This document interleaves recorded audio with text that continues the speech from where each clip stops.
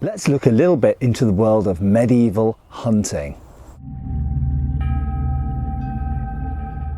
Hi folks, Matt Easton here, Schola Gladiatoria. Now, hunting obviously is something which goes all the way back into human prehistory, but the medieval period sees hunting develop into very specific forms and in fact regulated by very specific laws. Now, contrary to perhaps what some people might think, many common people couldn't simply go around and hunt whatever they liked, wherever they liked. Most of Northern Europe was actually quite strictly controlled, essentially by the church and the nobility and the monarchy therefore also. And this dictated very much how hunting happened, how it panned out, what types of things were used for hunting by different people at different times. However, we all know that when there are laws, people break the laws, and it does seem that in medieval Europe, law breaking in the form of poaching was practically an industry. It wasn't just something that happened in Robin Hood movies, that occasionally an outlaw in the forest would shoot one of the king's deer.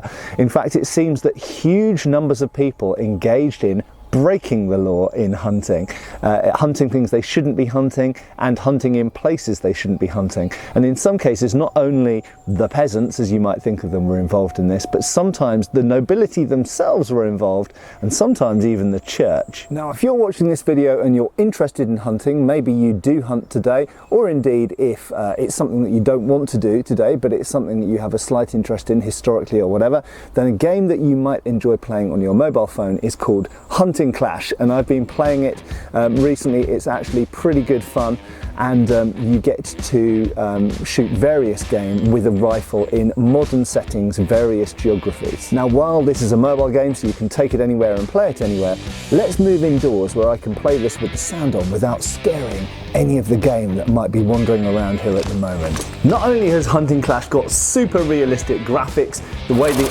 animals are animated and what happens to them when you shoot them, totally realistic, but also it's got beautiful scenery and really relaxing background sounds. And not only can you travel amongst a whole load of different environments and shoot in different environments, but also there's different wildlife appropriate to that environment, so you get to see tons of different animals as well. As well as unlocking new animals, you can train your hunting dog, you can get new types of firearm to use, so you can upgrade your skills and all your equipment. And it's a skill-based game as well, which depends on you. Not only can you take part in duels against other hunters whenever you want, also there's competitions and events going on all the time that you can take part in. Now, the game's absolutely free to play and download, and you can get playing it right now using my special link, which is huntingclash.link/Schola Gladiatoria, or you can use the QR code right here on screen. And if you decide to give the game a go right now using this link, then you're going to get a special treat. You're going to get 100 gold to start you off, which is huge, 70 skill tokens, and 2 mythical lure cards, which help you get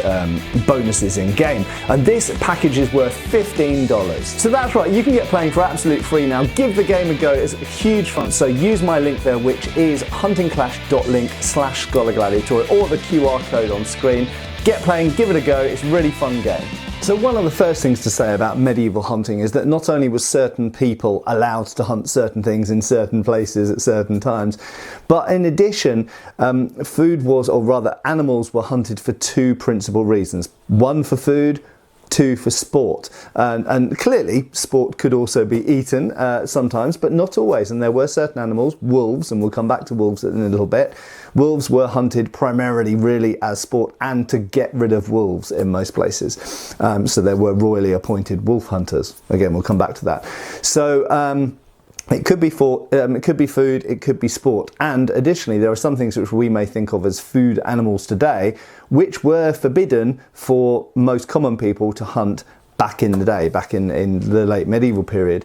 Additionally, also we should recognise that we today probably consume on average more meat than most people did in the late medieval period. People didn't actually eat meat as frequently in their diet as you may have thought. The other headline to acknowledge is that overall across the medieval period, the most common implement used for hunting, except maybe for dogs statistically, but the most common implement, tool, weapon, was basically the bow. Okay, now crossbows were also used, but bows were more predominantly used Particularly that was the case in England, it has to be said, and obviously my research and my knowledge is quite Anglo-centric, I fully accept that. However, bows were extremely widely used for hunting of various sorts, and in England it would have been predominantly longbows. Now, is there a difference between the bow used for war and the bow used for hunting? We don't really know. It is alluded to in a few sources, and probably the answer is yes. Probably for the most part, war bows were of a much higher draw weight than most people were using for hunting. In the modern world, we make lots of assumptions. The assumption being that, oh, for hunting you only need a 50, 60, 70 pound draw weight bow, or perhaps for small game, even a 30 or 40 pound draw weight bow, whereas you don't need a 100, 120, 140 pound draw weight bow for hunting deer or rabbits or whatever. But bear in mind that in the medieval world, many people didn't necessarily own multiple bows, and they certainly didn't own sort of modern compound hunting bows. So for the most part, a typical person, whether it's in England, France, Spain, Italy, if they have a bow, they have one bow, and that's the bow they use for everything. Now in England, we've got the very specific situation whereby men were required by law to own a longbow for military service.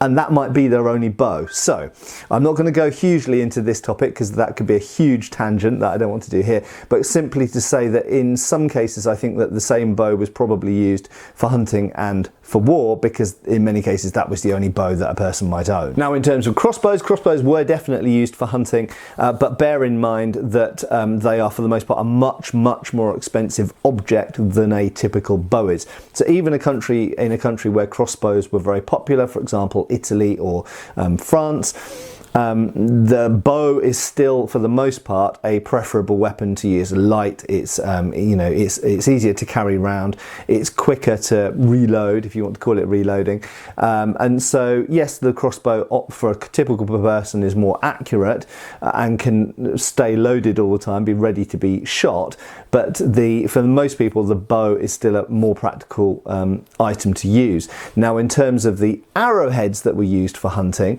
there were a wide variety of types that were specialised for hunting. There were particularly blunt arrowheads that were used for shooting small game, that was designed to basically kill the animal without necessarily destroying it or the meat.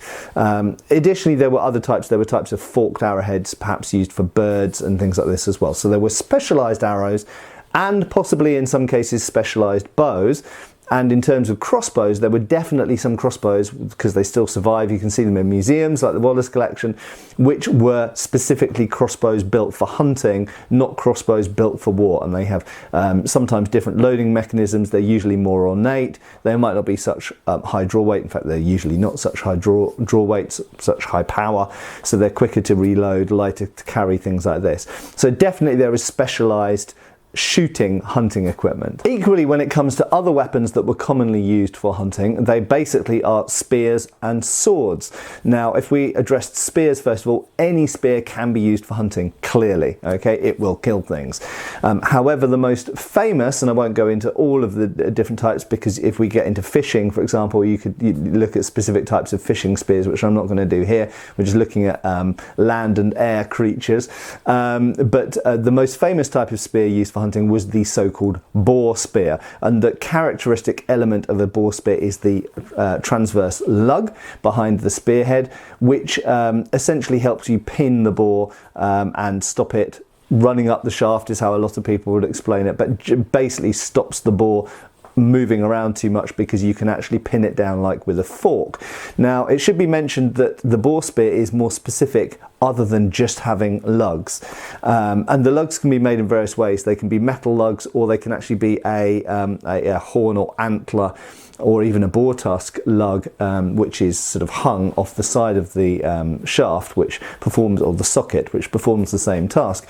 But in addition to the transverse, the cross piece, additionally, boar spears tend to have broader and thicker heads than a typical fighting spear. So they're quite heavy. They're designed to do as much physical damage to the boar as quickly as possible with one hard thrust. So they're not designed to be pulled out and repeatedly used. They're designed to just basically skewer the thing and kill it as quickly as possible with as much blood loss. In addition, the shafts of boar spears tend to be very thick. There's some lovely surviving examples in the Royal Armouries in Leeds, and they are very robust. So a very thick shaft, a thick and broad head, and a crosspiece are the characterising features of the boar sword, of the boar spear. Now, there was also something called a boar sword. There were a few types of swords which were specialised for hunting. There was the most famous one is probably the boar sword, and this predominantly seems to have been used from horseback. We'll talk a bit about foot versus horseback in a bit. And that quite simply is differentiated from a typical sword by having, it can either be a long sword grip or an arming sword grip, so one or two-handed. Usually from horseback used one-handed regardless, but basically for the most part they are not edged, so they are a long straight bar, and then the only bit with an edge on it is the end, which is a bit like a spearhead. So you have a short edged and pointed part at the end, and behind that you have a transverse lug. So essentially it's emulating the boar spear, but in the form of and size of the sword. We can also briefly mention other types of hunting swords, or rather swords associated with hunting. First of all, any sword could be used for hunting. And if we look at medieval art, we see arming swords and long swords used for hunting a variety of animals, whether it was bears or boars, usually the more dangerous ones, and usually pretty much always in conjunction with dogs. We'll talk more about that in a second. So they were used as dispatch tools, but equally swords were also used for dispatching deer that had been shot with an arrow, and later on with firearms, or crossbow bolt, or a stone from a crossbow as well. And some crossbows shot bullets. They were bullet shooting crossbows instead of bolt or arrow shooting crossbows. And those could be any sword, but it does seem that there was a tendency towards shorter sidearm swords that later on evolved into the hunting swords we're familiar with from the 17th and 18th centuries particularly, and they're still being made today incidentally, particularly in Germany. And those swords have their roots essentially in things like the Langmesser and the short falchion, or hanger as it was called in England, and we kept that word hanger even up to the modern day for short sabres essentially. So short, usually single-edged sidearms were used as hunting weapons, and in one case there's a royal forester's tomb which actually shows him with a Langmesser. So clearly these were associated with woodsmen, foresters and hunters, and also sometimes forms of long dagger could be used in their stead. Now let's look at who could hunt in different areas and what those areas were. So perhaps I'll use England as an example. This applies to many European countries. It's not the same in every country, but as an example, in England, by about the 12th, 13th century, around a third of England was royal forest. Now that's kind of mind-blowing, because the only people who were allowed to hunt in the royal forests were the king and his particularly authorised nobles, essentially. So he had to give specific permission so you could hunt in the royal forest. And anybody who's watched a Robin Hood film will know what the consequences, or can imagine what the consequences were for being caught hunting in a royal forest. And indeed it went even further than that. Even if you were caught with a bow and arrows in a royal forest without some specific reason or permission, then that was it, you were done for basically. So you absolutely, only the king could hunt in the royal forests, and they were around a third of England's land at this time, which is mind-bogglingly huge. Now, from a modern ecological point of view, obviously that's fantastic that there were these huge forests maintaining wildlife and everything else. A lot of people would like that to be the case today, but the fact is, remember, this was the private reserve of the crown, and these were very, very tightly ruled over. They had their own appointed royal forester officials that enforced forest law basically. So they were like miniature kingdoms, completely private really, that were ruled over with an iron fist. And as is often the case in societies with lots of laws, there was lots of corruption as well, and so these royal foresters actually were often widely hated figures within communities, because not only were they ruled their domain, as it were, for the king with an iron fist, but equally they were known to engage in corruption themselves. So poaching by the staff was something that certainly happened, despite the fact that if they caught anyone else poaching, it would be a very, very strict punishment would be meted out for that. Now, in addition to the royal forest, there were normal forests, basically non-royal forests, which were essentially untended wilderness and potentially quite dangerous places to be and to travel through, incidentally. Again, that's maybe something for a future video. But in addition to that, there were also royal parks, and sometimes it seems nobles possibly had private parks as well, but generally it was a royal thing.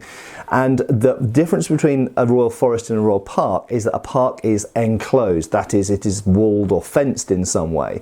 Now, what's interesting is once you wall or enclose something, you're able to control what's inside it a lot more. And in a way, you could say that this was the beginning of what we now know as zoos. And for example, Henry I of England was famous for his love of wildlife and pets and animals in general. And he's in fact alleged to have kept lions and leopards wandering around in his royal parks. So they must have had some pretty hardcore enclosures to keep those in. I'm not sure how that went, but many of you will know about Henry VIII's later menagerie that he kept at the Tower of London, which was the route for modern London Zoo, incidentally. But if we go all the way back to Henry VIII's predecessors, Henry I in this case, even he had lions and leopards and exotic animals that he kept in these royal parks. Now, the nobles didn't want to get left out of this, of course, as well, and they owned large tracts of land in fealty to the king or queen, and so they often had something that was called a chase. Now, what's interesting, certainly in England, and this is, I imagine, true of France and several other European countries, you can still see the remnants of this in place names. So, for example, near me, there's a place called Bramshot Chase. Now, a chase was essentially a private hunting ground or private forest for hunting of a noble. So not the king or queen, but of an underling, of a noble. So still a very powerful, rich person, but not the monarch in this case. And so anywhere which has the word chase in it, like Bramshot Chase near me, was the private hunting ground of the local nobility. So what about the common people, I hear you cry? Well, quite simply, if they were caught shooting or snaring, catching things on royal land or in one of the nobles' chases, then, you know, they would come a cropper, basically. They'd be in a lot of trouble. Not necessarily death, but fairly harsh penalties that would have possibly ruined their lives. So they didn't want that. And of course, this was a common source of resentment towards the aristocracy and the monarchy. So the common people were allowed to snare things and hunt some things, but it was quite limited. So, for example, in England at this time, they were pretty much allowed to snare small birds. They were allowed to shoot small prey like rabbits and things like this. So clearly there was a disparity between what the nobles were able to put on their table legally, because they basically owned the land, and what common people were able to do. Now, common people, of course, most people at this time, there were people living in cities doing various types of mercantile and trade activity, but the majority of the population was agricultural. So most people were living off the land as farmers. Clearly on their land, and we can see this in the Luttrell Psalter, for example, from the 14th century, from the middle of the 14th century, we can see people farming the land and sometimes killing things that are on the land. However, you have to bear in mind that the things which might be wandering across their land which they can kill might be somewhat limited, because things like deer and stuff, yes, there might be certain times a day where they might happen to wander across your bit of land and you can quickly nab one, but for the most part the deer are going to be on the huge royal or noble estates. Okay, so things like rabbits, small birds were caught in various ways. They could be shot, but they were most commonly actually caught in nets, and even until recent times, I think in Italy it was still quite common to put nets over certain trees that attracted the small birds. The small birds would get caught in the nets and you could capture them like that. So 4 and 20 blackbirds baked in a pie and all of those kind of nursery rhymes. People did used to eat anything that they could get. Okay, so obviously they'd eat rabbits and hares. They wouldn't eat foxes and things like badgers and stuff like that for the most part, because they taste rubbish. Crows as well allegedly taste pretty awful, but certainly things like pigeons, sparrows, small songbirds, blackbirds, thrushes, this kind of thing. If they could catch those and eat those, great, they'd supplement their diet with a bit of meat that way. In terms of what they use, now there is another weapon that doesn't get much mention because people tend to focus on the hunting weapons of the nobility, which for the most part are bows, crossbows, later on firearms, spears and swords, and sometimes daggers. However, common people, for the most part, if they were going to hunt, they used a bow, as aforementioned, or a sling. And slings don't get talked about a lot, but we do see it in medieval art. We often see people using an old-fashioned, ancient world David and Goliath style sling, which, as you know, were not really weapons, not classed as battlefield weapons by the medieval period. And there's a lot of questions why, because in the ancient world, slingers were very, very important. By the medieval times, there was a type of staff sling, sometimes known as a fustible, which was used in warfare, lobbing things like grenades and rocks and stuff in siege warfare. But typical slings just don't seem to have been used in warfare, but they were still used for hunting by peasants. So it was something you could keep in your pocket, around your neck or under your hat. So you'd have it with you at all times. If you're out farming the fields and you see a nice fat juicy wood pigeon over there eating some seeds, if you're a good shot, smack, you can knock out the wood pigeon, and there you go, you've got wood pigeon pie for dinner. So yeah, clearly they could hunt, but the scale of what they could hunt and where they were allowed to hunt was very, very limited in many medieval countries.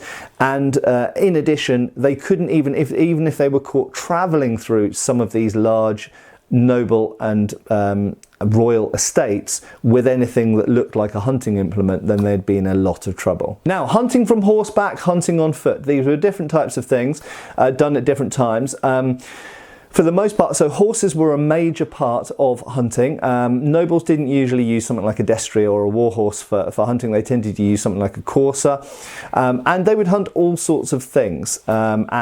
Things like boars, for example, could be hunted from horseback with a boar sword. Or indeed deer could be hunted from horseback with a crossbow. Crossbows were particularly good for hunting from horseback, of course, because they could be carried loaded and discharged instantly. And they're quite convenient to use from horseback. A lot of European riders would not have been very familiar with using bows, typical drawn bows, from horseback. So that seems to have been less popular. So if they were using bows, they tend to be on foot. If they were on horseback, they tended to use crossbows, often loaded with a cranakin, which is quite a convenient way of loading a crossbow on horseback. And then on foot, there were other forms that the nobles used to use for hunting, which was sometimes staying in an area which the prey animals would essentially be herded into. So something they used to do sometimes was put up fencing or panelling and then have beaters, as you'd call in modern pheasant shoots. You'd have beaters, with sticks essentially, or maybe drums, other things, making a noise, and basically herding some wildlife, deer, whatever, into a natural or a artificial area where they'd be funneled, and from there they could be shot with crossbows or finished off in any other particular way. Now, boar hunting, bear hunting and wolf hunting were three activities which seem to have been regarded as coming with a certain degree of danger. I should also mention that hunting harts or other forms of stag, so large male deer at certain times of year, was also regarded as dangerous, and at least one king was killed, gored to death by a stag. And in fact, I grew up near Richmond Park in London, and I remember someone being killed by a stag at rutting season in Richmond Park like 20 years ago. So it still does happen as well. So deer can be dangerous, but for the most part, hunting bears and boars was attended with the most danger. Now, for those, dogs were used. So dogs were used to find the animal, to root out the animal, and sometimes to pin and hold on to the animal. And different types of dogs were used. I'm not going to go into a huge amount of depth in types of dogs, because I think that's a video by itself, which my wife Lucy, I think, would be interested in being involved with. But some of the breeds being used in late medieval Europe, for example, greyhounds, the precursors of certain types of spaniel we see today, mastiffs, things like pointers, were basically the precursors to them. The early forms of them were around and being used for hunting at this time. Generally speaking, for hunting, boars and bears, medium-sized tough dogs were used to root out the animal and then hold on to it, and then it was usually dispatched by humans, usually on foot, not always, but usually on foot, with either a boar spear or a sword. With wolves, different kind of scenario. So wolves are a whole different category unto themselves. So you have to recognise that in medieval Europe, there was a general trend to try and eradicate the wolf. They weren't seen as something that was sustained. It wasn't eaten. Even their pelts, which were used for certain winter clothing, were apparently not particularly desirable because they were quite smelly and it was quite difficult to get rid of the smell of wolves, apparently. So wolf pelts were used, but in general the wolf was not seen as a useful thing. The wolf was only seen as something, as vermin basically, as something to be got rid of. And as we know, in Tudor times that was finally achieved in England. The last wolves were killed off in England in nature. In larger countries with bigger forests on the continent, famously in somewhere like Norway, there are still lots of wolves. Croatia's got lots of wolves because, of course, more sparse populations, more in uninhabited places, larger forests where fewer people went through and stuff like that. So wolves survive in other places, not in England, where we've always had quite a dense population for the land size. So wolves were something to be seen as eradicated, and both in England and in France there were royal rewards and royally appointed people to kill wolves. And in fact there was a cash reward for every wolf killed in certain shires, going all the way back into certainly Edward I's time, possibly even earlier than that. And in France, the French kings had royally appointed wolf hunters, gamekeepers, to go out and kill wolves.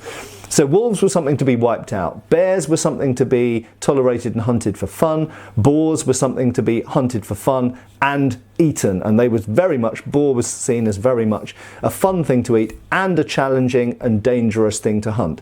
Now this brings us on to another important point, and that is that medieval hunting for nobles, not really for common people, but for nobles, was definitely seen as a preparation for war on several different levels. Now again, this is a massive topic which I'm not going to go into depth in here because it's something that deserves a video by itself.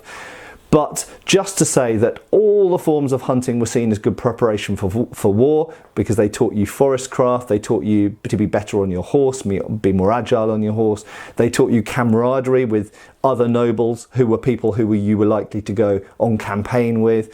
They taught you how to handle your weapons, how to be tough, how to face dangers, all of these kinds of things, perhaps even how to camp more effectively.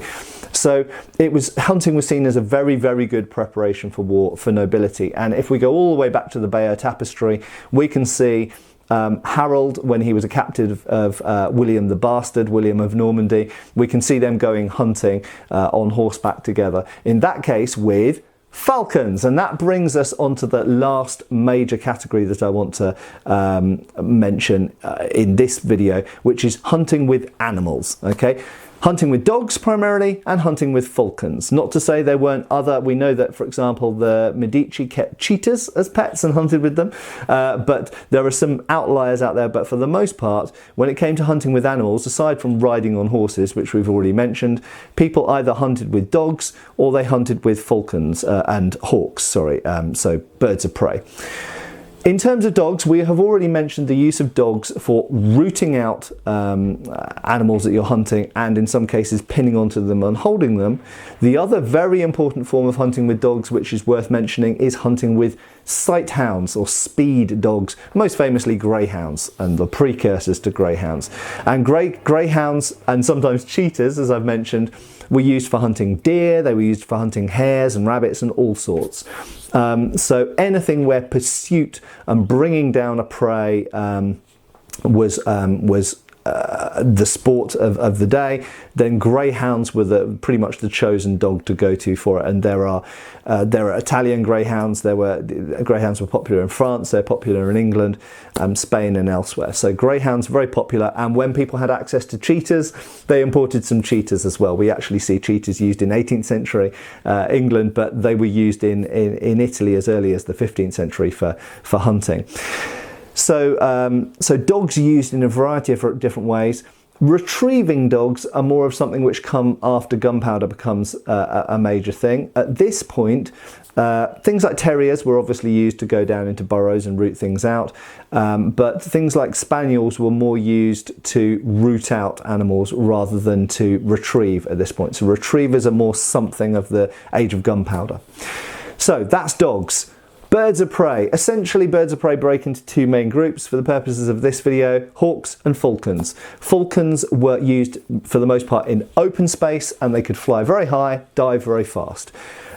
Very, very popular things like peregrine falcons and various other types of falcons, lanner and so on and so forth, were used for catching birds out of the air, essentially. Hawks, so various types of hawks were used, from smaller hawks like sparrowhawks and goshawks, all the way up to eagles and buzzards, okay? And for the most part, the smaller hawks were used in wooded areas for catching small birds, but also used perhaps for catching things like rabbits and squirrels. And then in open ground, larger forms of hawk like buzzards and eagles were used for hunting, all the way up to the things of the size of mountain goats and wolves. In fact, the Mongolians famously use them for hunting wolves, but obviously commonly things like rabbits and hares, but additionally even small deer as well. Just a brief mention as well that numerous types of small animal were captured, trapped, snared and shot with bows and crossbows, where they were used for their pelts. So things like polecat and mink, foxes, things like this, and they were often used, ermine most famously, for royal robes, but they were most famously used for clothing, linings and edgings and things like this. So absolutely, within the medieval hunting world, that was a major form of trade, was small pelts, of course, and that's a trade that went all the way through into the modern age as well, but certainly heavily into the 18th and 19th centuries. So those small animals could be harvested for their fur. So thanks again to Hunting Clash for sponsoring this. It's a great little game that you can play on your mobile right now. Check out the link below, or indeed the QR code on screen, and I think you'll have fun playing that game. Free to download, free to play. Give it a go right now. Thanks to them for sponsoring this video and helping the channel out. I hope this video has been a fairly quick overview of actually what's a massive and complicated topic, that is hunting in the medieval period. We could break any of these down into future more detailed videos. I could look more specifically at hunting weapons used by different groups of people. I could look specifically at boar hunting, or specifically at bear hunting. There's some special bear hunting armor which we should look at, I think, in future, or falconry. I actually know some falconers, so maybe we should do a falconry video and actually meet up with a falconry expert. But if you have any particular desire to see any one of these aspects of the things that I've covered very briefly in this video in greater depth, post underneath. Looking forward to seeing your contributions, your questions. Maybe it's something we can make into a series of videos, or maybe it's just one or two deep dive videos that I can do in the future. Thanks a lot for watching. Check out those links, check out the QR code. I hope you have fun, enjoy playing the game, and I will see you back on the channel really, really soon. Cheers, folks.